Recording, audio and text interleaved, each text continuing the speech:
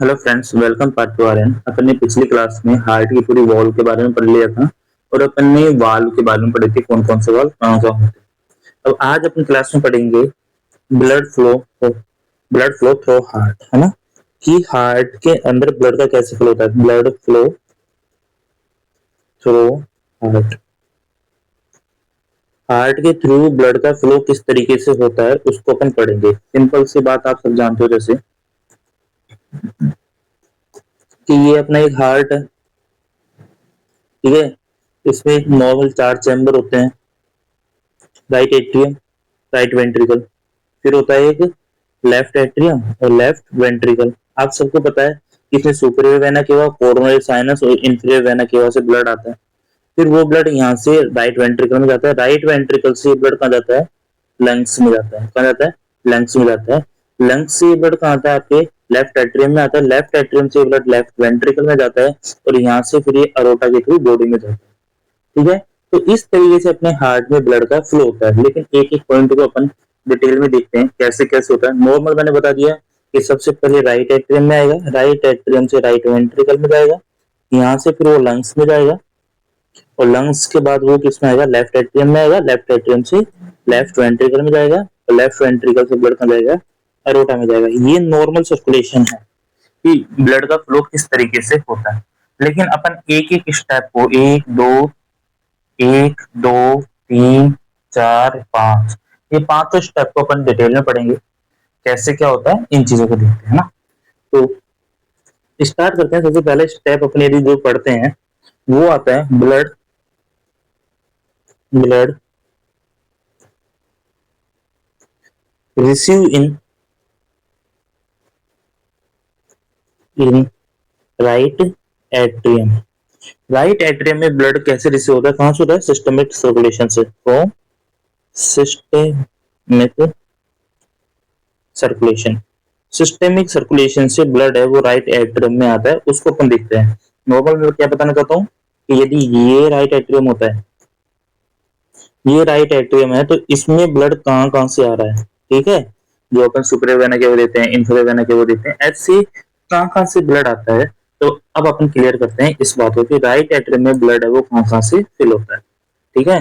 तो पहली बात मैं आपको बता देता हूँ कि नॉर्मल राइट एट्रियम में ब्लड आता है वो पांच ओपनिंग होती है, पांच ओपनिंग होती हैं जिनसे ब्लड आता है, ठीक है। किन किन से आता है, सुपीरियर वेना केवा आती है, इंफीरियर वेना केवा आती है, कोरोनरी साइनस, ये तो सभी जानते हैं।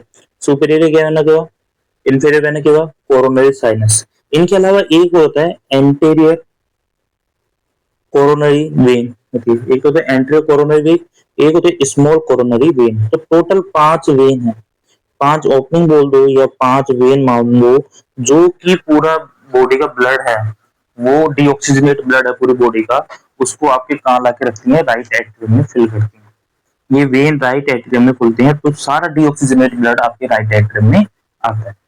अपन एक एक वेन को यदि अपन पढ़ें, भी एक एक वेन के बारे में अपन पढ़ें, तो सबसे पहली वेन है सुपीरियर वेना केवा। कौन सी है, सुपीरियर वेना केवा, ठीक है। पहली वेन है सुपीरियर वेना केवा होती है। पहली बात तो ये कहाँ ओपन होती है, ये जो राइट एट्रियम होता है उसका जो अपर पार्ट है उसमें आके खुलती है, अपर पार्ट में आके खुलती है, राइट एट्रियम के अपर पार्ट में आके खुलती है, जो भी पीछे की दीवार से, posterior superior wall, posterior superior lateral lateral wall of right atrium में इसकी ओपनिंग होती है, मतलब कि पीछे से होती है, ठीक है। बाहर की तरफ होती है, पीछे से होती है और ऊपर होती है। तो अपन ये कह सकते हैं कि यदि ये हार्ट है तो इसकी पीछे की दीवार राइट एट्रियम है और ये इसकी पीछे की दीवार है, तो पीछे की दीवार में लेटरल साइड इसकी ओपनिंग होती है। आप खुद फील करके देखो, इमेजिन करके देखो कि ये कहाँ खुल रही है, ठीक है। इसमें कोई भी वाल्व नहीं होती है, नो वाल्व। ये जो प्रेशर ग्रेडियंट होता है उसके अकॉर्डिंग ये आता है, ब्लड फ्लो उसके अकॉर्डिंग ही रेगुलेट होता है। कोई भी वाल्व नहीं होता जो इसके ब्लड फ्लो को रेगुलेट करता है। तो ये अपन ने सुपीरियर वेना केवा देखी, ठीक है। इसको अपन क्या बोलते हैं, सुपीरियर वेना केवा। जितने भी आपके जो अपर बॉडी पार्ट का ब्लड है, जैसे नेक हो गया, आपके हाथ हो गए, या ब्रेन हो गया, जो अपर बॉडी पार्ट का जो वीनस रिटर्न है वो सुपीरियर वेना केवा के थ्रू ही आता है। इसको आगे अपन डिटेल में पढ़ेंगे, ठीक है। उसके बाद दूसरी जो वेसल्स आती है होती है इंफीरियर वेना केवा। कौन सी आती है? इंफीरियर वेना केवा, जो लार्जेस्ट आपकी वेन है, ठीक है। Largest when of human body है वो इंफीरियर वेना केवा, जबकि लॉन्गेस्ट पढ़ा था अपन ने saphenous when, greater saphenous when होती है, ठीक है। तो दूसरी आती है इंफीरियर वेना केवा। मैंने कहा कि सुपीरियर वेना केवा में कोई वाल्व नहीं होता, लेकिन इंफीरियर वेना केवा में ब्लड को रेगुलेट करने के लिए, ब्लड फ्लो के ड्रेन को रेगुलेट करने के लिए एक वाल्व पाया जाता है, जिसको अपन क्या बोलते हैं? थिबेशियन वाल्व। क्या बात बोलते हैं? सॉरी, थिबेशियन नहीं, इसको बोलते हैं अपन यूस्टेकियन वाल्व। क्या बोलते हैं? यूस्टेकियन वाल्व बोलते हैं। मैंने कहा था कि माइनर वाल्व है, मेजर वाल्व नहीं है, यूस्टेकियन वाल्व होता है, ठीक है। दूसरी बात, इसकी ओपनिंग क्या होती है? इसकी ओपनिंग होती है lower part of left atrium. Left atrium का जो लोअर पार्ट होता है उसमें इसकी ओपनिंग होती है।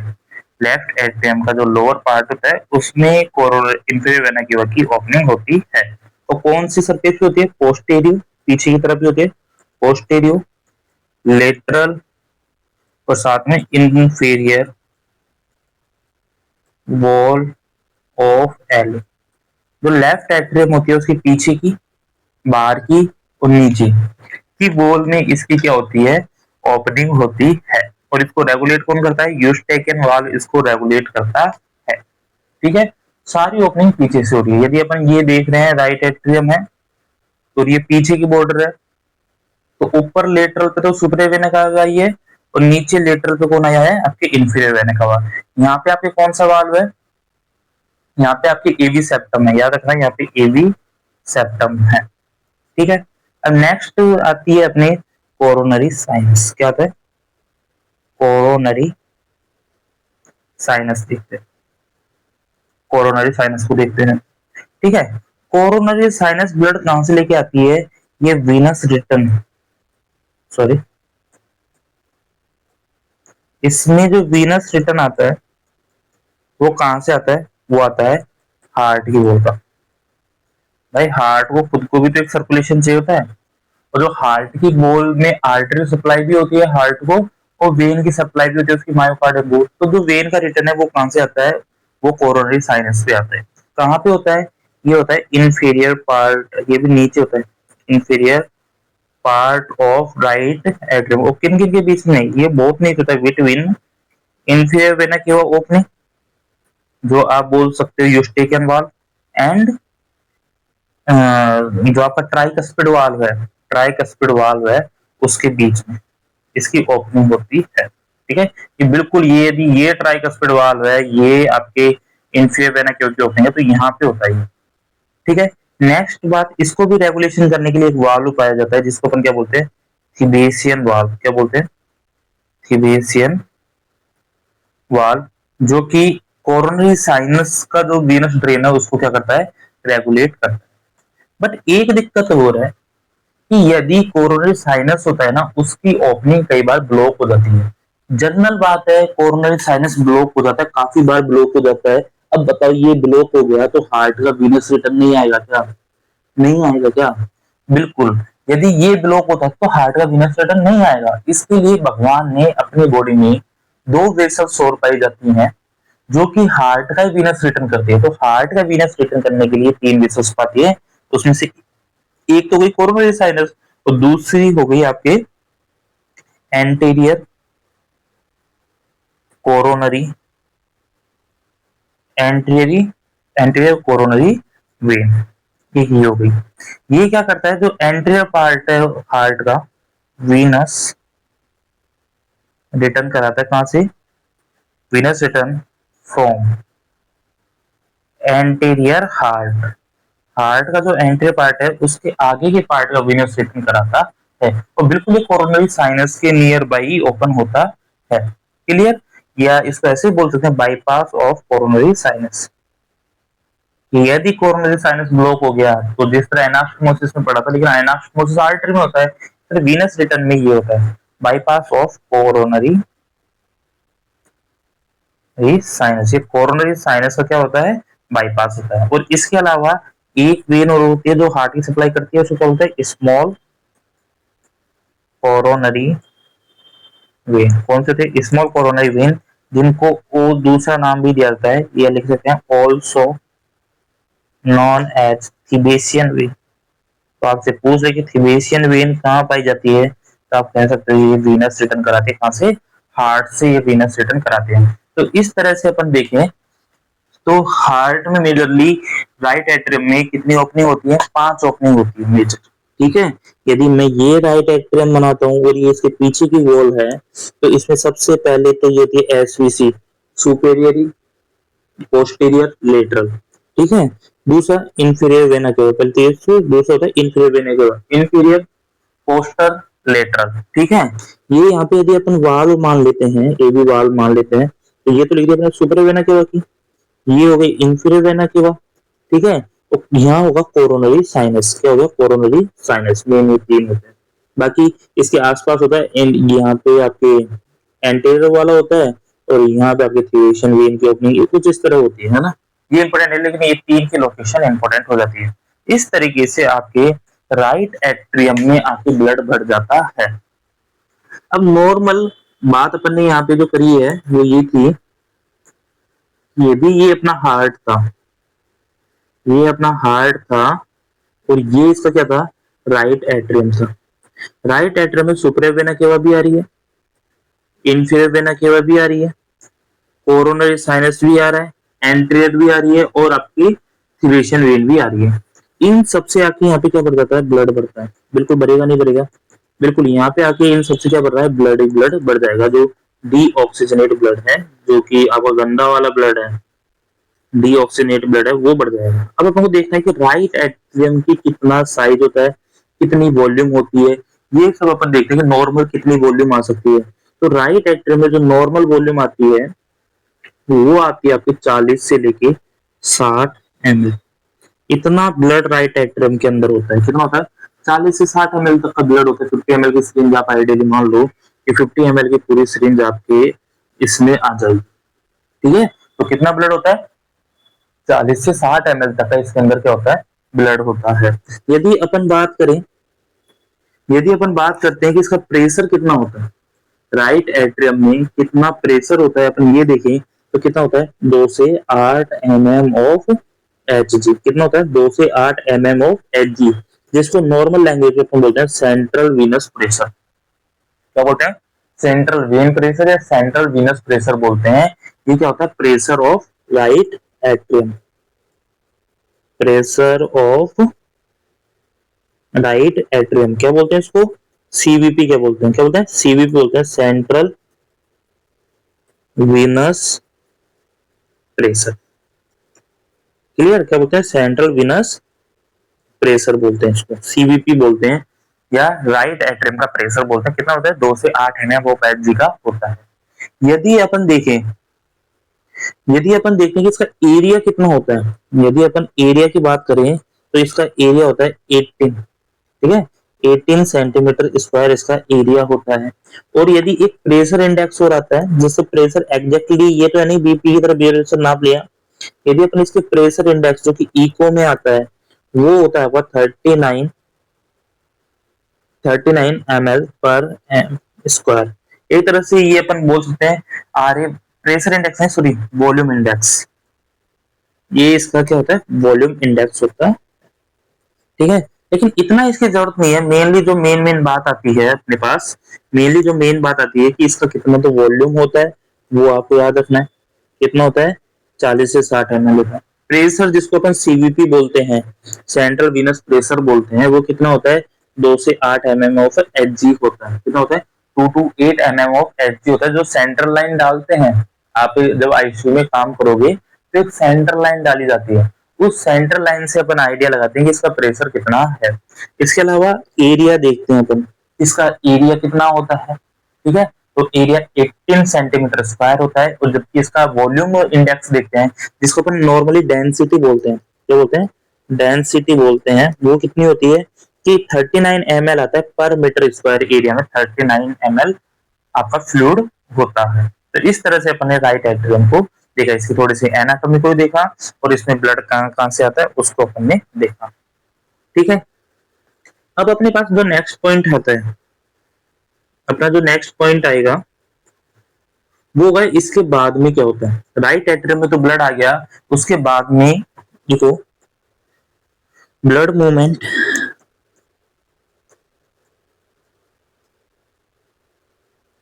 Blood movement right atrium to right ventricle. अब ब्लड है वो जो आपका ये हार्ट था, जो आपका हार्ट था ये, ठीक है, इसमें ये राइट एट्रियम था। अब राइट एट्रियम से ब्लड कहाँ जाएगा, नीचे जाएगा, राइट वेंट्रिकल में जाएगा। राइट एट्रियम से ब्लड कहाँ जाएगा, राइट वेंट्रिकल में जाएगा। तो ये कैसे जाता है, कौन सा वाल्व रेगुलेट करता है, तो अपन जानते हैं ये कौन सा वाल्व है, ट्राइकस्पिड वाल्व है। इसके बारे में अपन पढ़ेंगे। ठीक है, तो अपन लिखते हैं blood move right atrium to right ventricle. कब जाता है ब्लड राइट एट्रियम से राइट वेंट्रिकल में, कब जाएगा, जब आपका राइट वेंट्रिकल क्या होगा, डायस्टोल होगा। ठीक है, जब सिस्टोल होगा तो जब ये रिलैक्स करेगा, ये वाला पार्ट रिलैक्स करेगा, डायस्टोल होगा, तभी तो ब्लड नीचे आएगा। आपको पूरा कार्डियक साइकिल पढ़ाएंगे तभी बात समझ में आएगी कि जब राइट वेंट्रिकल डायस्टोल होगा तब ये ब्लड राइट एट्रियम से राइट वेंट्रिकल में जाएगा। और ये 3 फेज में जाता है। कितनी फेज में जाता है, 3 फेज में जो ब्लड है वो राइट एट्रियम से राइट वेंट्रिकल में जाता है। क्लियर हुई इतनी बात, 3 फेज में ब्लड राइट एट्रियम से राइट वेंट्रिकल में जाता है। अब 3 फेज कौन कौन सी होती है, यदि अपन पहली फेज की बात करें, पहली फेज अपन देखते हैं तो होती है अर्ली वेंट्रिकल डायस्टोल। पहली होती है अर्ली वेंट्रिकल डायस्टोल। जब वेंट्रिकल है, डायस्टोल होता है मतलब कि पूरा एक तरीके से बोले कि पूरा वो फूलने लग गया, सिस्टोल कर चुका है, अब वो फूलने लग रहा है। तो शुरू में वो क्या होता है कि शुरू में नॉर्मल वाल्व क्या होते हैं, ओपन होते हैं। वाल्व जो कौन सा वाल्व है यहाँ पे, ट्राइकस्पिड वाल्व है, वो क्या हो जाएगा, ओपन हो जाएगा। कोई फोर्स नहीं लगाना है ना, ट्राइकस्पिड वाल्व ओपन हो जाएगा और जो लगभग 70 to 80% of total right atrial blood है वो क्या हो जाएगा, राइट एट्रियम से राइट वेंट्रिकल में आएगा। इसको बोलते हैं फास्ट या रैपिड फिलिंग भी बोलते हैं। ठीक है, फास्ट बोल दो या रैपिड फिलिंग भी इसको बोला जाता है। क्लियर, कि 70 to 80% जो ब्लड है वो राइट एट्रियम से राइट वेंट्रिकल में आ जाएगा, बिना कुछ प्रेशर के, बिना कुछ कॉन्ट्रैक्शन के। बस जैसे ही आपका वेंट्रिकल डायस्टोल होता है तो क्या होता है, वेंट्रिकल का जो प्रेशर है वो कम हो जाएगा, जबकि एट्रियम का प्रेशर बढ़ जाता है। ठीक है, एट्रियम का प्रेशर 2 से 8 mm ऑफ एच होता है, वेंट्रिकल का प्रेशर क्या हो जाता है, जब अपन बात करते हैं डायस्टोल पे, यदि अपन बात करते हैं डायस्टोल पे बात करते हैं तो राइट वेंट्रिकल का जो प्रेशर है वो 0 to 5 mm ऑफ एच होता है। ठीक है, जबकि अपन बात करें कि राइट एट्रियम का प्रेशर कितना है डायस्टोल के टाइम पे, डायस्टोल के टाइम पे इसका प्रेशर 2 से 8 mm ऑफ एच था। तो ओवरऑल इसका प्रेशर, राइट एट्रियम का प्रेशर ज्यादा हो गया ना। जब राइट एट्रियम का प्रेशर ज्यादा हो रहा है तो आप खुद आइडिया लगा सकते हो कि वाल्व है वो क्या हो जाएगा, ओपन हो जाएगा। वाल्व ओपन होते ही पूरा उसमें जो ब्लड भरा था उसका 70% ब्लड कहाँ जाता है, वेंट्रिकल में आ जाता है पहले फेज में। फिर दूसरा फेज आता है, दूसरे फेज में क्या है, लेट वेंट्रिकल डायस्टोल। ये था अर्ली वेंट्रिकल डायस्टोल, अब आ जाता है लेट वेंट्रिकल डायस्टोल, है ना, क्या है, लेट वेंट्रिकल डायस्टोल होने वाला है। ठीक है, लेट वेंट्रिकल डायस्टोल में क्या होता है कि जो ब्लड, ये देखो पैसिव फेज था, इसको अपन बोलेंगे कि ये पैसिव फेज था। क्यों पैसिव फेज था, क्योंकि इसमें हार्ट ने कोई काम नहीं करा, अपने आप जो वाल्व ओपन हुआ ब्लड गिरा अपने आप। लेकिन मैंने कहा कि अभी 70 से 80% ब्लड आया है, 70 से 80% ब्लड आया, अभी 20 से 30% ब्लड आना बाकी है। तो इसमें क्या होता है, अब इसमें एट्रियम है, जो एट्रियम है वो क्या करेगा, कॉन्ट्रैक्शन करेगा। एट्रियम कॉन्ट्रैक्शन करेगा, या इसको बोलते हैं एट्रियम क्या करेगा, सिस्टोल करेगा। ठीक है, जब एट्रियम कॉन्ट्रैक्शन करेगा, एट्रियम सिस्टोल करेगा, सिस्टोल होगा, तो ब्लड फोर्सफुली, इसको अपन बोल सकते हैं एट्रियल किक, एट्रियल प्रेशर लगाता है। तो जो 20 से 30% ब्लड था 20 से 30% जो ब्लड था वो आपका राइट एट्रियम से राइट वेंट्रिकल में आ जाता है।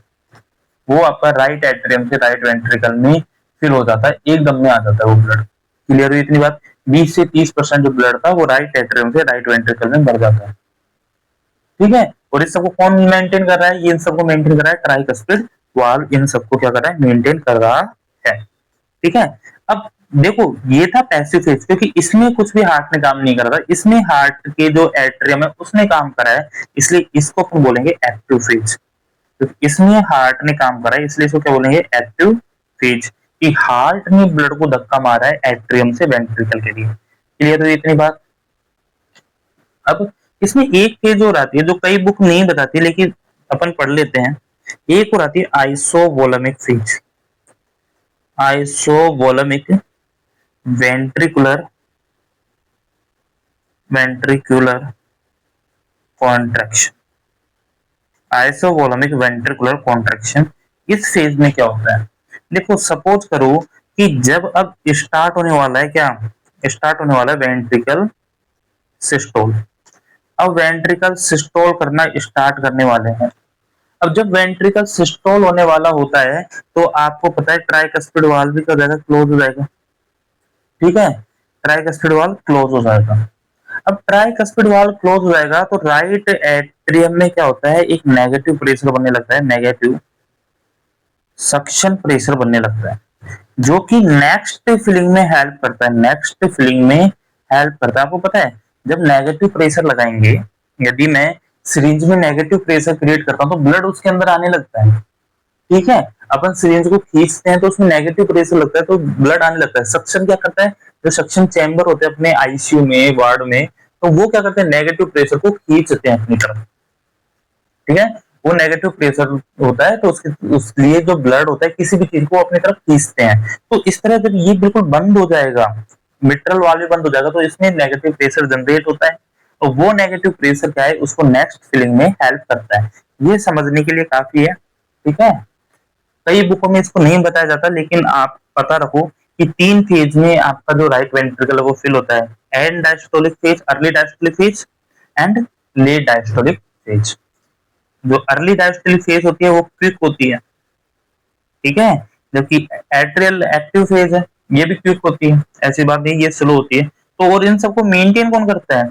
जो, ये भी ध्यान रखो कि जो ब्लड राइट एट्रियम से राइट वेंट्रिकल में जा रहा है, इसको रेगुलेट करने का काम कौन कर रहा है? ठीक है, तो इसको रेगुलेट करने का काम कर रहा है आपका ट्राइकस्पिड वाल्व। कौन सा वाल्व? Tricuspid valve. इसमें 3 सेमिल्यूनार कस्प पाए जाते हैं, ये आपको पता है। कौन कौन से होते हैं आपके? एंटीरियर होता है, पोस्टीरियर होता है एंड सेप्टल होता है। कौन कौन सा? एंटीरियर, पोस्टीरियर एंड सेप्टल होता है। जब मैंने बताया कि वेंट्रिकल की बात करिए, यहाँ पे मैंने बात करी है वेंट्रिकल की। जब वेंट्रिकल सिस्टोल करेगा, वेंट्रिकल सिस्टोल करेगा तो ये क्लोज हो जाएंगे, और वेंट्रिकल जब डायस्टोल करेगा तो ये क्या होते हैं? ओपन होते हैं। और जब ओपन होते हैं तभी ब्लड है वो राइट एट्रियम से राइट वेंट्रिकल में मूव करता है। क्लियर हुई इतनी बात? और ये भी अपन ने पढ़ा था कि जो पेपिलरी मसल होती है, पेपिलरी मसल होती है, या आपके कोडी टेंडन होते हैं, कोडी टेंडन होते हैं, ठीक है, वो इन ट्राइकस्पिड वाल्व को प्रोलैप्स होने से प्रिवेंट करते हैं। उनके प्रोलैप्स को ये क्या करते हैं? प्रिवेंट करते हैं, बचाते हैं कि वो कोलैप्स ना हो। ठीक है, तो इस तरह से अपन ने पढ़ा कि ब्लड राइट एट्रियम से राइट वेंट्रिकल में कैसे जाता है। क्लियर हुई इतनी बात? अब थर्ड पॉइंट आता है कि राइट वेंट्रिकल में जब ब्लड आ जाता है तो उसके बाद ब्लड कहाँ जाता है? तो याद रखना कि जब ब्लड राइट वेंट्रिकल में आ जाता है उसके बाद ब्लड जाता है पल्मोनरी आर्टरी में। कहाँ जाता है? पल्मोनरी आर्टरी में जाएगा। अब ब्लड राइट वेंट्रिकल से कहाँ जाएगा? पल्मोनरी आर्टरी में जाता है। ओके, क्लियर ये बात? अब आपको मैंने शुरू में भी बताया था, एक बार और अपन देख लेते हैं कि यदि ये आपका राइट एट्रियम राइट वेंट्रिकल हो जाएगा, देखो ये आपका राइट एट्रियम है, ये आपका राइट वेंट्रिकल है, तो मैंने आपको पहले भी बताया था कि यहाँ से पल्मोनरी आर्टरी निकलती है, ठीक है। ये दो ब्रांच में बढ़ जाती है फिर, ठीक है। एक हो जाएगी लेफ्ट पल्मोनरी आर्टरी, फिर एक हो जाएगी left sorry right pulmonary artery. Right pulmonary artery right lungs में जाएगी, left pulmonary artery left lung में जाएगी। क्लियर है इतनी बात? तो ये क्या हो जाती है, पल्मोनरी आर्टरी हो जाती है। अब अपन देखेंगे इस पल्मोनरी आर्टरी के अंदर राइट वेंट्रिकल से ब्लड जाता है, कैसे जाता है, कौन सा वाल्व इसको रेगुलेट करता है, ये सब अपन देखने वाले हैं। क्लियर हुई इतनी बात? तो अब अपन स्टार्ट करते हैं कि जो कौन सा वाल्व होता है जो right atrium sorry right ventricle से पल्मोनरी आर्टरी में ब्लड को रेगुलेट करता है, ब्लड फ्लो को रेगुलेट करता है, कौन सा वाल्व होता है, वो होगा आपका पल्मोनरी वाल्व। कौन सा होता है, पल्मोनरी वाल्व। पल्मोनरी वाल्व होता है जो राइट एट्रियम को राइट वेंट्रिकल से पल्मोनरी आर्टरी में ब्लड फ्लो को रेगुलेट करता है, कौन सा, पल्मोनरी वाल्व। और अपन ये भी पढ़ा था कि जो पल्मोनरी वाल्व होता है वो भी कैसे होता है, ट्राइकस्पिड होता है, या तीन लीफलेट या इसमें तीन कस्प पाए जाते हैं, तीन लीफलेट या तीन कस्प पाए जाते हैं। कौन कौन से, एक तो होता है आपका राइट, ठीक है, एक तो होता है आपका राइट, एक होता है आपका लेफ्ट, और एक होता है आपका एंटीरियर। ये तीन कस्प पाए जाते हैं, राइट लेफ्ट एंड एंटीरियर, जो किस शेप के होते हैं, सेमी ल्यूनार या अर्धचंद्राकार शेप के होते हैं, हाफ मून जैसी शेप के ये होते हैं। ये भी याद रखना कि इनमें नो पैपिलरी मसल्स, इनमें कोई पैपिलरी मसल नहीं पाई जाती इन्वॉल्व में, no papillary muscles and chordae tendon, इनमें ना तो कोई कोर्डी टेंडन पाए जाते हैं, ना इनमें कोई पैपिलरी मसल्स पाई जाती है, ठीक है। अब बात करते हैं अपन, थोड़ी बहुत बात करते हैं पल्मोनरी आर्टरी की। अब अपन बात करते हैं पल्मोनरी आर्टरी की, अपन बात करते हैं, ठीक है। तो समझो पल्मोनरी आर्टरी होती है ना, वो एक छोटी सी आर्टरी होती है, शॉर्ट लेकिन चौड़ी होती है, वाइड होती है, ठीक है, छोटी होती है और चौड़ी होती है। कैसे, छोटी कितनी होती है, इसकी लेंथ की अपन बात करें तो 5 सेंटीमीटर इसकी क्या होती है, लेंथ होती है, ओनली 5 सेंटीमीटर की इसकी क्या होती है, लेंथ होती है। लेकिन अपन इसकी डायमीटर की बात करें तो 3 सेंटीमीटर ये वाइड होती है, 3 सेंटीमीटर वाइड, जो कि 5 सेंटीमीटर लॉन्ग होती है, मतलब ज्यादा लंबी नहीं होती है, ठीक है। दूसरी बात, ये अराइज कहां से होती है, अराइज फ्रॉम, कहां से अराइज होगी, ये आपके राइट वेंट्रिकल से अराइज होती है, लेकिन राइट वेंट्रिकल में कहां से अराइज होती है, सुपेरियर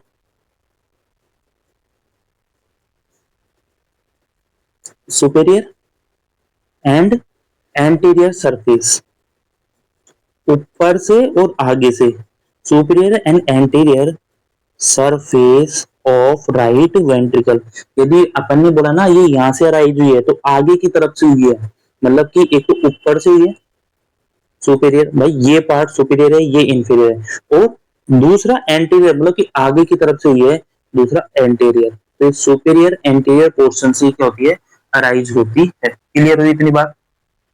अब ये आगे जाके दो पार्ट में डिवाइड हो जाती है, टू ब्रांच में डिवाइड हो जाती है, टू ब्रांच, इससे दो ब्रांच निकलती है, टू ब्रांच में आगे जाके क्या होती है, डिवाइड होती है। पहली ब्रांच होती है लेफ्ट पल्मोनरी आर्टरी, दूसरी होती है राइट पल्मोनरी आर्टरी। पहली होती है लेफ्ट पल्मोनरी आर्टरी, दूसरी होती है right pulmonary artery. Left pulmonary जो आर्टरी होती है वो सप्लाई करती है आपके लेफ्ट लंग को, किसको, लेफ्ट लंग को। जो कि राइट पल्मोनरी आर्टरी है वो किसको सप्लाई करती है, वो सप्लाई करती है राइट लंग्स को। तो दोनों लंग्स को अलग अलग दो पल्मोनरी आर्टरी निकलती है। अब अपन इसकी थोड़ी सी एनाटोमी अपन ने देखी कि भाई ये वाल्व कैसा होता है, कौन सा वाल्व रेगुलेट करता है। दूसरा अपन ने देखा कि पल्मोनरी आर्टरी कैसी होती है। फिर अपन ने देखा आगे जाके कितनी ब्रांच में डिवाइड होती है, इसको अपन ने देखा।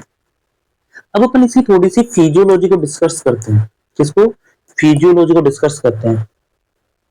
फिजियोलॉजी कि ब्लड कैसे जाता है, कि ब्लड राइट वेंट्रिकल से पल्मोनरी आर्टरी में ब्लड कैसे जाता है, इसको अपन डिस्कस करते हैं, ठीक है। तो समझना कैसे जाता है, इसको समझते हैं। सबसे पहले क्या होता है, आपका राइट वेंट्रिकल में ब्लड भरा हुआ था, राइट एट्रियम से ब्लड कहाँ गया था, राइट वेंट्रिकल में आता है, डायस्टोल फेज होता है राइट वेंट्रिकल का, उसमें सारा ब्लड 70 से 80 वाला ब्लड था वो अर्ली डायस्टोल में आया था, जबकि 20 से 30% आपका एट्रियल सिस्टोल में आ गया था या लेट डायस्टोल में आ गया था, एट्रियल किक पड़ी थी तब आ गया था, पूरा ब्लड आपका वेंट्रिकल में 100% आ गया राइट वेंट्रिकल में। अब क्या होता है, राइट वेंट्रिकल क्या करता है, सिस्टोल करता है, राइट वेंट्रिकल क्या करता है, सिस्टोल करता है। जैसे ही राइट वेंट्रिकल सिस्टोल करता है तो राइट वेंट्रिकल का जो प्रेशर है, राइट वेंट्रिकल का जो प्रेशर है वो क्या होता है, अराइज होगा, बढ़ जाता है। कितना बढ़ जाता है कि डायस्टोल के टाइम पे इसका प्रेशर कितना था, डायस्टोल के टाइम पे राइट वेंट्रिकल का प्रेशर रहता है वो 0 to 5 mm ऑफ एच होता है, जबकि सिस्टोल के टाइम पे ये प्रेशर बढ़कर कितना हो जाता है पता है, सिस्टोल के टाइम पे यही प्रेशर बढ़ के आपका 15 to 25 mm ऑफ एच हो जाता है। राइट वेंट्रिकल सिस्टोल की बात करा कि उस टाइम इसका प्रेशर आपका 5 से बढ़कर 20 तक हो जाता है, ठीक है। इतना प्रेशर यदि बढ़ जाएगा तो आपके वाल्व क्या हो जाते हैं, ओपन हो जाएगा, जो आपका पल्मोनरी वाल्व है वो ओपन हो जाएगा, क्योंकि इस टाइम जो तो राइट वेंट्रिकल का प्रेशर है वो ज्यादा है, किससे, आपका पल्मोनरी आर्टरी के प्रेशर से। पल्मोनरी आर्टरी का प्रेशर भी मैं आपको बताता हूँ कि सिस्टोल के टाइम पे पल्मोनरी आर्टरी के प्रेशर की बात कर रहा हूँ कि जब सिस्टोल होता है तो पल्मोनरी आर्टरी का प्रेशर तो सेम रहता है 15 से 25, क्योंकि ब्लड जाता है इसी प्रेशर से। लेकिन जब डायस्टोल की बात करेंगे, जब वो नॉर्मल पड़ी रहती है, डायस्टोल की बात करें तो पल्मोनरी आर्टरी का प्रेशर 8 से लेके 15 mm ऑफ एच होता है, ठीक है। तो ये वाल्व क्या हो जाते हैं, ओपन हो जाते हैं, पल्मोनरी वाल्व ओपन हो जाएगा और सारा ब्लड है, सारा ब्लड है वो क्या हो जाएगा, इजेक्ट हो जाएगा, ठीक है। उसके बाद क्या जाता है, इजेक्शन, जिस वजह से वाल्व ओपन हो जाएगा और इजेक्शन ऑफ ब्लड, सारा ब्लड आपके चला जाएगा कहां पे, राइट वेंट्रिकल से पल्मोनरी आर्टरी में सारा ब्लड चल जाएगा। लेकिन जब सारा ब्लड चल जाएगा तो दोबारा क्या होगा, जब सारा ब्लड इजेक्ट हो गया उसके बाद में दोबारा क्या होगा, राइट वेंट्रिकल का डायस्टोल होने लगेगा, राइट वेंट्रिकल दोबारा भरने लगेगा, इसका पूरा ब्लड खाली हो गया तो दोबारा ये भरने लगेगा।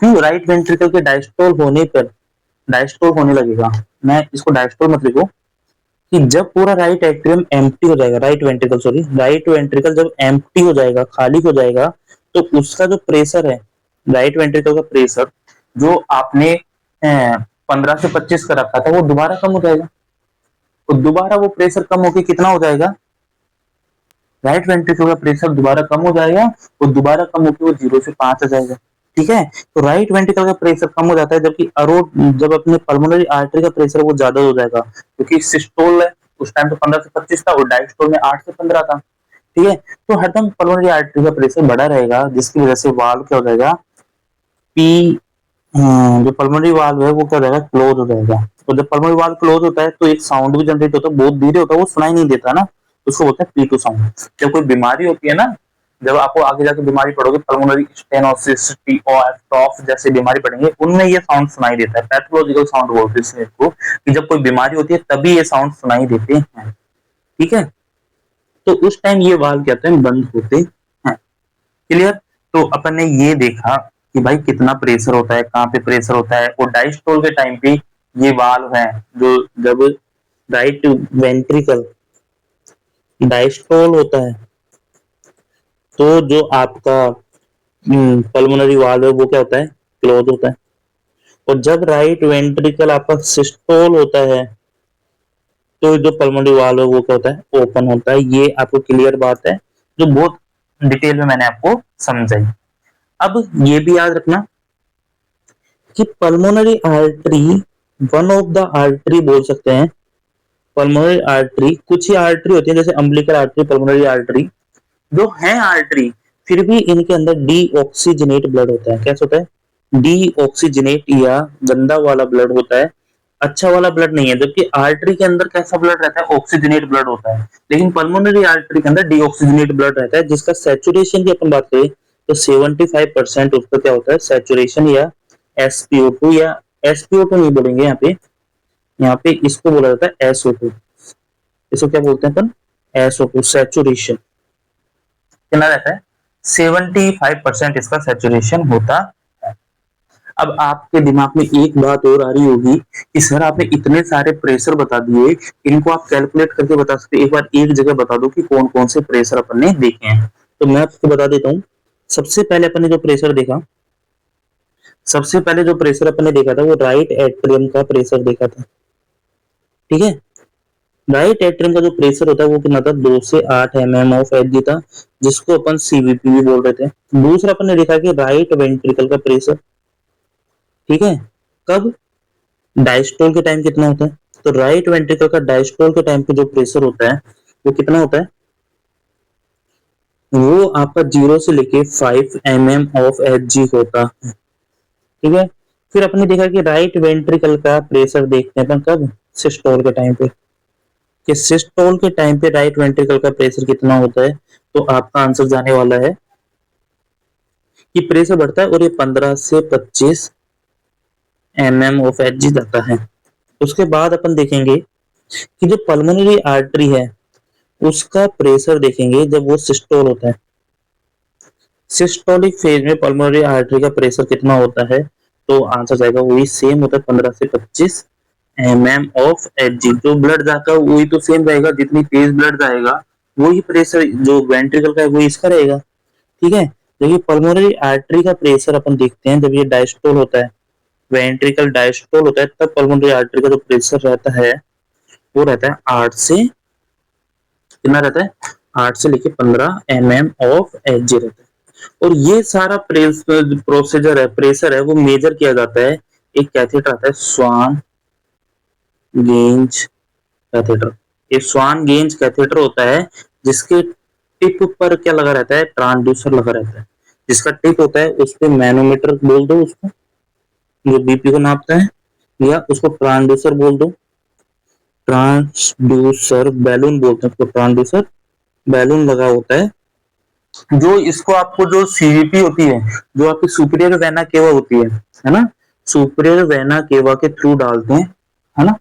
यहाँ सुपीरियर वेना केवा दिखती है आपको जुगुलार वेन पे, उस जुगुलार वेन पे सुपीरियर वेना केवा के थ्रू डालते हैं। जब आप आईसीयू में देखो तो खूब डालते हुए आप देखोगे इन चीजों को ना, एनेस्थीसिया वाले आते हैं वो इसको डालते हैं, सुपीरियर वेना केवा के थ्रू ये जाएगा। अब जब ये जाएगा तो इसको पहले राइट एट्रियम में लेके जाते हैं, वहां का प्रेशर ले लेता है, वेंट्रिकल में जाएगा वहां का प्रेशर ले लेगा, पल्मोनरी आर्टरी में जाएगा वहां का प्रेशर ले लेगा। ठीक है, पल्मोनरी आर्टरी के प्रेशर थोड़े इंपॉर्टेंट होते हैं। जो पल्मोनरी आर्टरी के प्रेशर अपन ने देखे कि पल्मोनरी आर्टरी का प्रेशर होता है वो बहुत इंपॉर्टेंट होता है। कि सिस्टोल में कितना है, दोबारा बता रहा हूँ कि सिस्टोल में पल्मोनरी आर्टरी का जो प्रेशर होता है वो कितना है, 15 से 25 mm of H.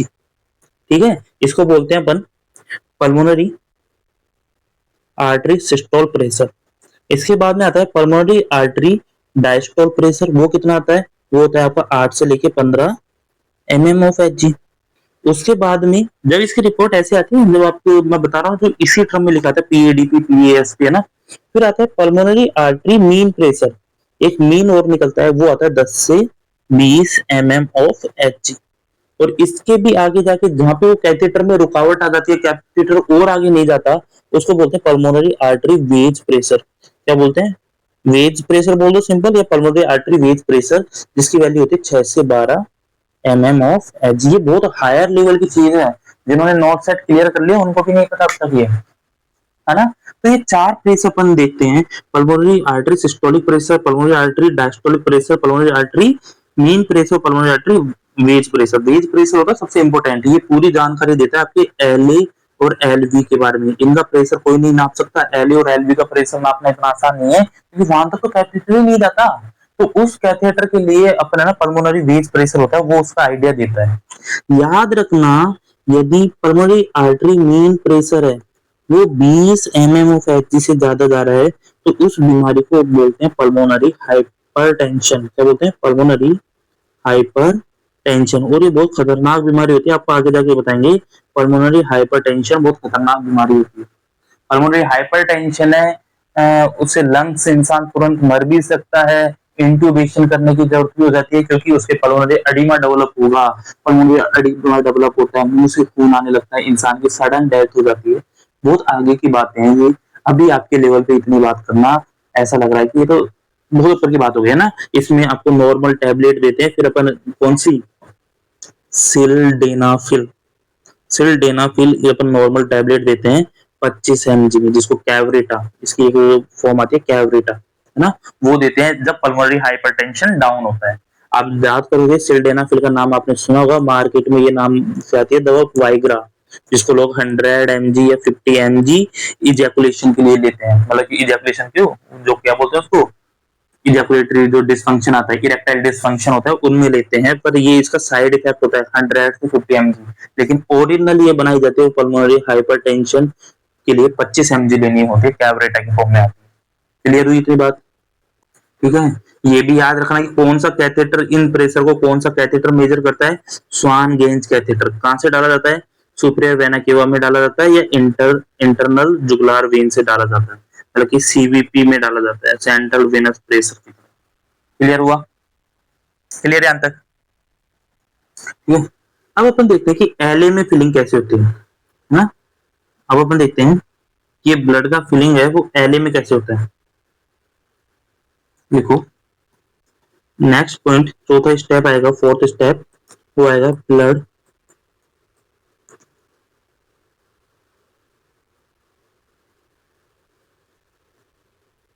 Filling in left atrium.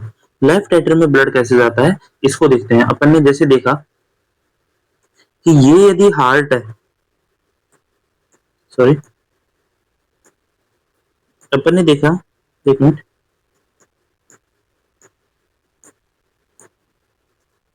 हाँ एक मिनट, अपन ने देखा कि ये यदि हार्ट है, ठीक है, ये हार्ट है, इसमें ब्लड राइट एट्रियम में था, राइट एट्रियम से राइट वेंट्रिकल में गया, फिर ये लंग्स में गया। अब ये लंग्स के थ्रू दोबारा कहाँ आता है, लेफ्ट एट्रियम में आता है। कि लेफ्ट एट्रियम में ब्लड कैसे आता है इसको अपन देखते हैं। ओके, कि लेफ्ट एट्रियम में ब्लड कैसे आता है, blood filling in left atrium. Left atrium में ब्लड कहां से आता है इसको अपन देखते हैं। ठीक है, तो देखो लंग्स तक ब्लड को लेके गई थी पल्मोनरी आर्टरी। लंग्स में जैसे पल्मोनरी आर्टरी, बार और समझाता हूं मैं आपको, कि जैसे ये पल्मोनरी आर्टरी इसको लेके गई थी ब्लड को लंग्स में, ठीक है, यहाँ से पल्मोनरी आर्टरी लेके गई थी, इसमें गंदा ब्लड था। सपोज करो यहाँ पे लंग्स है, यहाँ पे क्या है, लंग्स है। अब जो ये गंदा ब्लड था वो क्या हो जाएगा, साफ हो जाएगा, बल्कि इसके अंदर से जो CO2 थी वो तो लंग्स ले लेगा और जो ऑक्सीजन मिला देगा, इस पर जो इनका 75 सेचुरेशन आ रहा था वो अब 100% तक हो जाएगा। अब ये बन जाएगी पल्मोनरी वेन, और ये पल्मोनरी वेन कहाँ आती है, लेफ्ट एट्रियम के अंदर आने वाली है। तो ये अपन देख रहे हैं कि ब्लड का लेफ्ट एट्रियम में फिलिंग होती है, उसको अपन यहाँ पे देखते हैं। तो इसमें किससे होती है, पल्मोनरी वेन से। कौन लाता है, पल्मोनरी वेन। और पल्मोनरी वेन में कैसा ब्लड होगा, ऑक्सीजनेट ब्लड होगा। कैसा होगा, ऑक्सीजनेट ब्लड आपके कहाँ पे देखने को मिलेगा, पल्मोनरी वेन में देखने को मिलने वाला है। ठीक है, कितनी पल्मोनरी वेन आती है, तो ये भी आता है 4 पल्मोनरी वेन आती है। 4 पल्मोनरी वेन आती है, एक लंग्स के, दोनों लंग्स हैं तो दो तो हो गई, दोनों लंग्स के, एक ऊपर वाले पार्ट से एक नीचे वाले पार्ट से, राइट के ऊपर वाले से राइट के नीचे वाले से, लेफ्ट के ऊपर वाले लेफ्ट के नीचे वाले। तो इस तरह से 4 पल्मोनरी वेन हो गई। कौन कौन सी, राइट सुपेरियर पल्मोनरी वेन, एक हो गया लेफ्ट सुपेरियर पल्मोनरी वेन, एक हो गया राइट इंफीरियर पल्मोनरी वेन, और हो गया लेफ्ट इंफीरियर पल्मोनरी वेन। तो इस तरह से 4 पल्मोनरी वेन है, और ये चारों की चारों पल्मोनरी वेन कहाँ पे आके ड्रेन होती है, लेफ्ट एट्रियम में। ये चारों की चारों पल्मोनरी वेन है वो आके क्या होगी, ड्रेन होगी। तो कहाँ पे होती है, ये भी कहाँ पे होती है, पोस्टीरियर वॉल पे, पोस्टीरियर वॉल पे।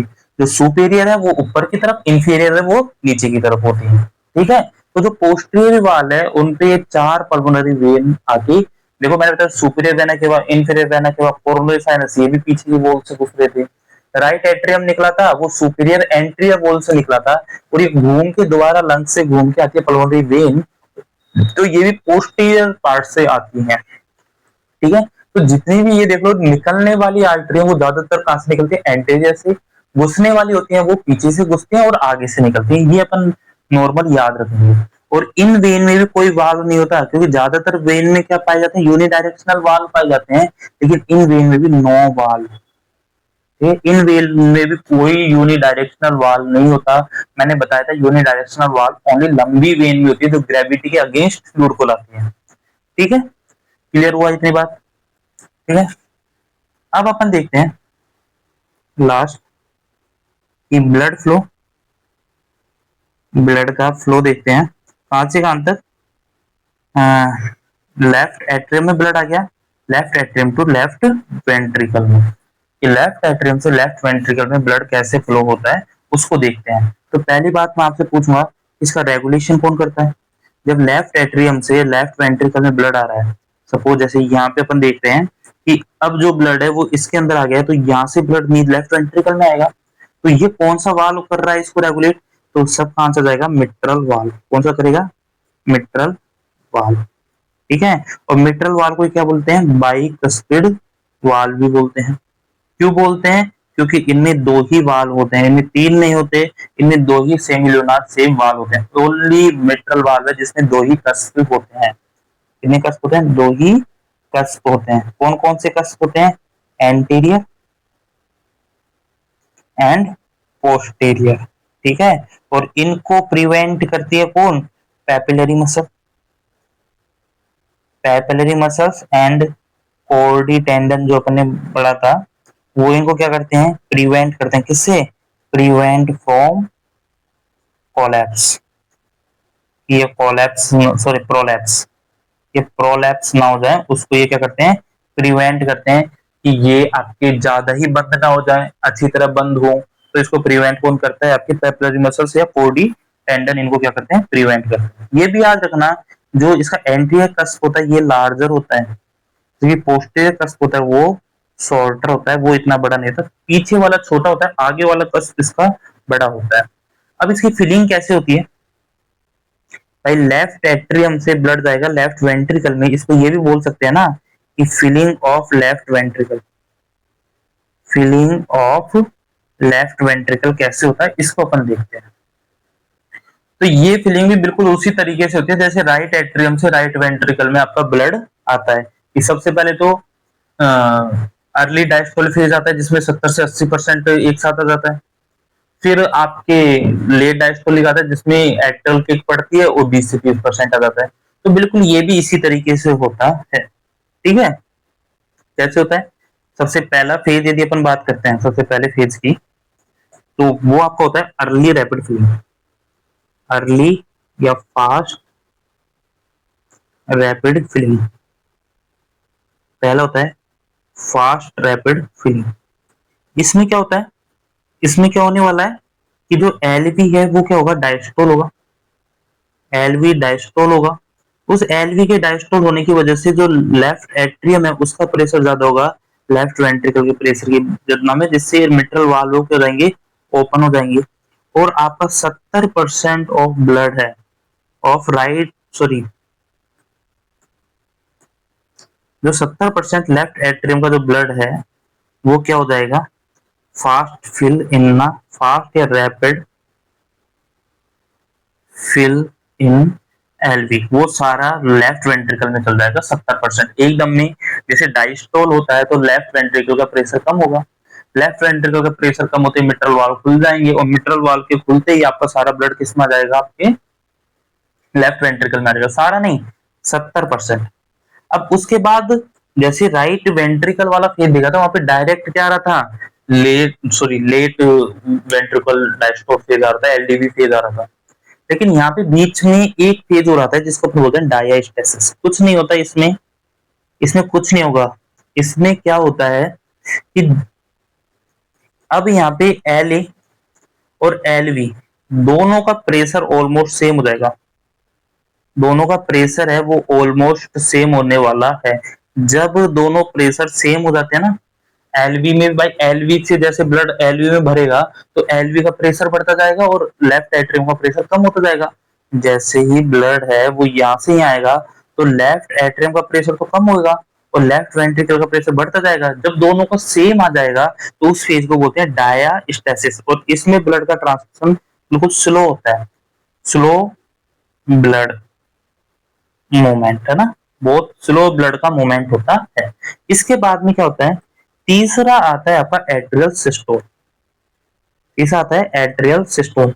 जो बचा हुआ 20 से 30% ब्लड है, 20 से 30% जो ब्लड था वो एट्रियल के सिस्टोल होने पे नीचे जाएगा। एट्रियल जैसे सिस्टोल करेगा तो वो ब्लड है वो 20 से 30% बचा था वो आपके कहाँ जाएगा, लेफ्ट एट्रियम से लेफ्ट वेंट्रिकल में जाएगा। इसी को अपन बोलते हैं एट्रियल किक बोलते हैं। क्या बोलते हैं, इसी को एट्रियल किक बोलते हैं। क्लियर हुई इतनी बात। इसी को अपन क्या बोलते हैं, एट्रियल किक बोलते हैं। तो अपन ने ये देखा कि सबसे पहले कि यहाँ से यहाँ ब्लड जाना है, लेफ्ट एट्रियम से लेफ्ट वेंट्रिकल में ब्लड जाना है, तो 70% तो एक ही बार में ही चल जाता है।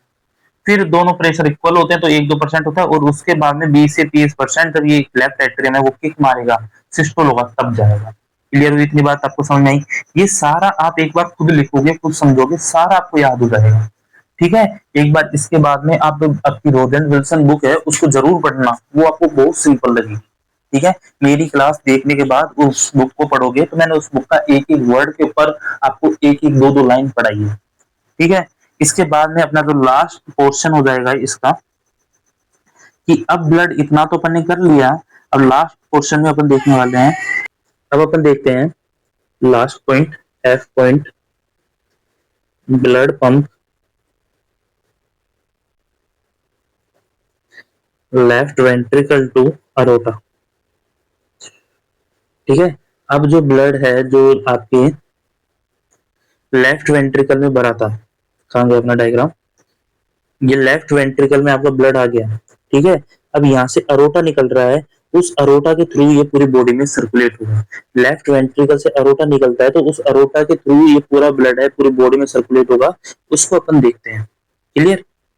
अब वो कैसे होता है, आपको पता है कि आपके हार्ट में सबसे थिकेस्ट लेयर होती है वो लेफ्ट लेफ्ट वेंट्रिकल की जो मायोकार्डियम होती है। देखो जो सिस्टोल करने का काम करता है वो left ventricle, sorry, myocardium layer करती है। और लेफ्ट वेंट्रिकल में सबसे भयंकर मायो सिस्टोल होता है, सबसे भयंकर सिस्टोल वाला प्रेशर जनरेट होता है, क्योंकि इसकी जो मायोकार्डियम होती है वो पूरे में सबसे थिकेस्ट होती है, सबसे थिकेस्ट होती है। मैंने इनकी थिकनेस भी आपको बताई थी, उसमें बताया था ये 8 से 15 mm की होती है। जबकि राइट वेंट्रिकल की देखते हैं तो आपकी कितनी होती है, वो आपकी 8 mm के करीब होती है, 5 से 8 mm, है ना। जबकि सॉरी 3 to 5 mm होती है। जबकि आप एट्रियम वाली देखोगे तो 1 to 2 mm ही होती है वो। क्लियर। तो ये सबसे थिकेस्ट होती है।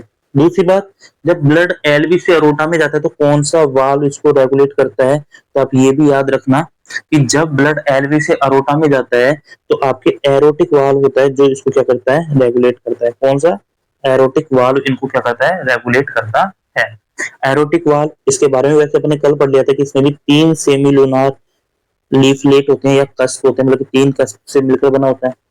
एक होता है आपका कौन सा, राइट कोरोनरी साइनस, एक होता है लेफ्ट कोरोनरी साइनस, और एक होता है नॉन कोरोनरी साइनस। ठीक है। एक होता है left coronary sinus, non coronary sinus and right coronary sinus. अब ये जो ब्लड पंप होता है उसकी वो भी 2 स्टेज में होता है। यदि अपन इसी फिजियोलॉजी को समझे तो 2 स्टेज में ये ब्लड पंप होता है। पहला होता है आपका आइसोवोलेमिक कॉन्ट्रैक्शन। कौन सा होता है, आइसोवोलेमिक कॉन्ट्रैक्शन। पहला होता है आइसोवोलेमिक कॉन्ट्रैक्शन। आइसोवोलेमिक कॉन्ट्रैक्शन में क्या होता है, इसको समझना कि जो इसमें क्या होगा कि जैसे आपको इतना ध्यान रखो कि ये आपका हार्ट था, ये आपका लेफ्ट एट्रियम था, यहाँ से ब्लड इसमें आ गया, उसके बाद ये मिट्रल वाल्व है वो क्या हो जाएगा, बंद हो जाएगा। ठीक है। इस कंडीशन क्या होता है, मिट्रल वाल्व है वो भी क्लोज होगा। ठीक है। इस कंडीशन में क्या होगा, जो आपका एरोटिक वाल्व है, एरोटिक वाल्व है वो भी क्लोज होगा। तो इससे होता क्या है, जो प्रेशर है वो बढ़ता जाता है, प्रेशर है वो अराइज होता है, जो लेफ्ट वेंट्रिकल के अंदर का जो प्रेशर है वो बढ़ता जाता है। कितना बढ़ता है, नॉर्मल जब वो 10 था, जब वो खाली होता है तो उसका प्रेशर 10 mm ऑफ Hg होता है। ठीक है। उसके बाद वो प्रेशर कितना तक बढ़ जाएगा, 120 mm ऑफ Hg तक बढ़ जाता है। जब 120 mm ऑफ Hg तक बढ़ जाता है तो आप, तो ये फेज क्लियर होती है, आइसोवोलेमिक कॉन्ट्रैक्शन बोलते हैं इसको। कि जब आपका मिट्रल वाल्व भी क्लोज होता है, आपका एरोटिक वाल्व भी क्लोज होता है, तो ये प्रेशर 120 तक आ जाता है। ठीक है, उसके बाद में क्या होने वाला है, उसके बाद में एरोटिक वाल्व है वो क्या होगा, ओपन होगा। एरोटिक वाल्व है वो क्या होने वाला है, ओपन होने वाला है। और जैसे एरोटिक वाल्व ओपन होगा तो सारा ब्लड क्या हो जाएगा, इजेक्ट होगा। ठीक है, जैसे ही आपका एरोटिक वाल्व ओपन होगा तो सारा ब्लड है वो क्या होगा, इजेक्ट होगा। इसको बोलते हैं वेंट्रिकुलर, इसको बोल सकते हैं वेंट्रिकुलर इजेक्शन बोलते हैं, कि आपका सारा ब्लड है वो क्या अरोटा में जाएगा, एलवी से अरोटा में जाएगा। ठीक है, और अरोटा में क्या प्रेशर जनरेट होगा, 120/80 mm ऑफ एच का प्रेशर जनरेट होता है। क्लियर हुई इतनी बात। अब सारा ब्लड चल जाएगा जब आपका लेफ्ट वेंट्रिकल एम्प्टी हो जाएगा, लेफ्ट वेंट्रिकल एम्प्टी हो जाएगा, तो जो लेफ्ट वेंट्रिकल का प्रेशर है वो कम हो जाएगा और आपका अरोटा का प्रेशर आपका ज्यादा रहेगा। तो उस कंडीशन में आपका जो अरोटिक वाल्व है वो क्या हो जाएगा, बंद हो जाएगा। अरोटिक वाल्व है वो क्या हो जाएगा, क्लोज हो जाएगा। ठीक है, वो आपका क्लोज हो जाएगा और तब आपको हार्ट साउंड सुनाई देगा। सेकंड, आपको जो सेकंड हार्ट साउंड है वो सुनाई देता है। पहला हार्ट साउंड सुनाई देता है जब मिट्रल वाल्व क्लोज होता है, अरोटिक वाल्व क्लोज होगा जब आपको सेकंड हार्ट साउंड सुनाई देगा। तो इस तरह से अपने ओवरव्यू देखा कि कैसे कैसे आपके हार्ट में ब्लड का फ्लो होता है। मैं एक बार और समझाऊं कि कैसे फ्लो हुआ, मैंने पूरी क्लास में अपने क्या पढ़ा, तो समझना। अपने ये बड़ा सा हार्ट देखा, ठीक है, सबसे पहले अपने शुरू के 5-10 मिनट में देखा था, ये आपको बताइए, right atrium, left atrium, right ventricle, left ventricle. शुरू में अपन ने क्या देखा कि सुपीरियर वेना के आ रही है, इंफीरियर वेना के आ रही है, पीछे से एंट्री कर रही है, कोरोनरी साइनस, और दूर देखा था एसीएस और थिवेशन वेन आ रही है। ये सब राइट एट्रियम में आ रही थी। अपने राइट एट्रियम में कितना ब्लड आता है ये सब अपन ने देखा था, कितना इसकी डेंसिटी होती है वो देखा था अपन ने, कितना एरिया होता है वो देखा था, ये सब अपन ने इसमें देखा। उसके बाद देखा कि यहाँ पे एक वाल्व होता था जिसको ट्राइकस्पिड वाल्व बोला, उससे ये ब्लड यहाँ पे आ रहा था, अंदर आ रहा था। तो 3 फेज में ब्लड अंदर आ रहा था। 2 फेज बोलते हैं ज्यादातर कि एक फेज जिसमें वाल्व ये अपने आप खुलता है तो 70% आ जाता था, और एक में इसको किक मारनी पड़ रही थी। उसके बाद अपन ने देखा कि यहाँ से भाई साहब एक क्या निकल रही है, पल्मोनरी आर्टरी निकल रही है। राइट वेंट्रिकल के ऊपर वाले हिस्से से क्या निकल रही है, पल्मोनरी आर्टरी निकल रही है। ये पल्मोनरी आर्टरी का जो प्रेशर थे उनको भी अपन ने देखा, स्वान गेंस कैथेटर से कैसे मेजर कर रहे थे अपन अपन ने वो भी देखा था। उसके बाद में यह लंग्स थे, ये लंग्स के बाद में ये क्या हो जाती है, ये पल्मोनरी आर्टरी का जो ब्लड था डीऑक्सीनेट था वो क्या हो जाता है, क्लियर हो जाता है। ठीक है, अब ये लंग्स के बाद में यहाँ से निकल के आती है पल्मोनरी वेन, वो आती है पल्मोनरी वेन। और अपन ने कहा था कि यहाँ पे 4 पल्मोनरी वेन आ रही थी, 2 ऊपर से 2 नीचे से, एक लेफ्ट लेफ्ट और राइट दोनों लंग्स से। ठीक है, अब फिर वो यहाँ से मिट्रल वाल्व के थ्रू लेफ्ट वेंट्रिकल में ब्लड आया था, वो भी 3 फेज में आया था। पहला फेज जिसमें फास्ट फिलिंग हो रही थी, दूसरे में लेफ्ट एट्रियम स्लो स्लो आ रहा था, सॉरी डायस्टेसिस आया था, तीसरी में इसने किक मारी थी। उसके बाद में यहाँ से अरोटा था, अरोटा से ये वाल्व आया था अरोटिक वाल्व, और अरोटिक वाल्व से कैसे ब्लड गया है, इजेक्शन फेज हुआ है, आइसोवोलमिक कॉन्ट्रैक्शन हुआ था, प्रेशर बढ़ा था, फिर इजेक्ट हुआ है सारा ब्लड 120/80। तो अपने पूरा समराइज यहाँ पे करा है। ओके, नेक्स्ट क्लास में अपन जब हार्ट साउंड पढ़ेंगे तब एक एक साउंड कैसे आया, कार्डियक साइकिल में सेम को दोबारा समझेंगे अपन। ओके है ना।